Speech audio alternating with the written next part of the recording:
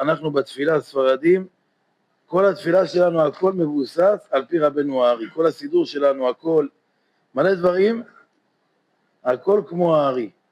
כאילו אם יש ספק, וגם נגד מרן, מלא דברים נגד מרן, שמרן כתב לא ככה, כמו למשל, מרן כתב לו לברך הנותן ליעף כוח, רבנו הארי כתב לו מה נותן ליעף כוח.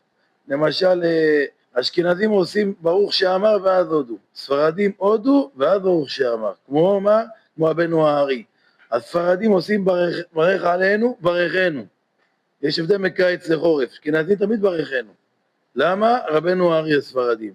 הנוסח, למשל בקדושה רבותיי, במוסף אומרים כתר, בשחרית אומרים נקדישך, אשכנזים אומרים לקדש את שמך, במוסף הם לא משנים.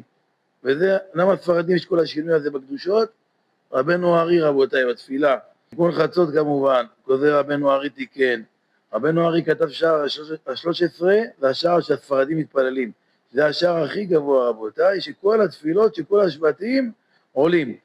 מרן כתב לא לעשות כפרות, מן דרכי האמורי. רבנו הארי כתב לעשות כפרות, הרב עובדיה כותב, תראו, וזה מאמר מיוחד שהרב כתב בגדלות של הארי. הוא אומר, בכיום כמעט כולם נזהרים בו כהלכה למשה מסיני, בכפרות. למה? כי רבנו הארי כתב לעשות כפרות לתרנגול. תראו את הגודל. תשליך רבותיי, מרן לא כתב לעשות תשליך. ולמה עושים תשליך? רבנו הארי ז"ל, כולם, תשליך. רבנו הארי. תקיעות בראש השנה בלחש של מוסף. מרן אומר, לא עושים תקיעות במוסף בלחש, בעמידה בלחש.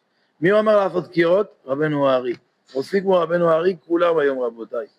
העניין של הנענועים של הלולב נוהגים כמו רבנו הארי, לא כמו שמרן כתב. כופלים את הפסוקים שבהלל כמו רבנו הארי. עובדיה מסביר, הרי חכמי ספרד החוק כמו הארי בכל הנושא התפילות, הרי לא בשמיים היא. אז הוא אומר, כל מה שאומר לא בשמיים היא, זה רק דבר שהוא רק מהשמיים, זה בת קול שיצאה ואמרה. הוא אומר, אבל אליהו הנביא שלמד עם רבנו הארי בתדירות, והיה יורד ממש בגופו ללמוד איתו, הוא אומר, הוא ממש כמו חכמי ישראל, ולא גירע מאיזה תנא שאמר משהו. כי הוא פה, הוא ירד לפה ואמר, זה לא שהוא היה רק בשמיים. אליהו הנביא מגיע אליו בתמידות, אומר המערך, הוא נגלה אליו בתמידות. והיה לומד איתו פה, אז זה כמו איזה אחד חכם מגדול הדור שאמר פה משהו. אז לא נקרא לו בשמיים, לא גירע משאר התנאים. אז לכן, הספרדים עשו כמו רבנו הארי. אבל צריך לשים לב, רק בענייני תפילות נהגו כמו רבנו הארי. אבל באיסור והיתר, רבנו הארי כתב למשל, קפה של גויים. קפה, גוי הכין לך קפה, רבנו הארי זה אסור. דעת מרן, מותר להכין. אין בישול לך כליה, זה מותר.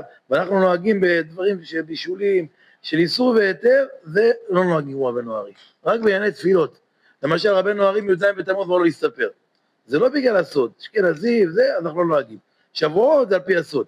אז דברים של איסור והיתר, גם לגבי רבנו הארי מאוד החמיר לגבי עגלת כלים, עוד הרבה חומרות שיש לו באיסור והיתר, זה נוהגים כמו מרן השולחן ערוך. בענייני תפילות נוהגים כמו רבנו הארי, כי רבנו הארי ידע מה יש בשמיים רבותיי.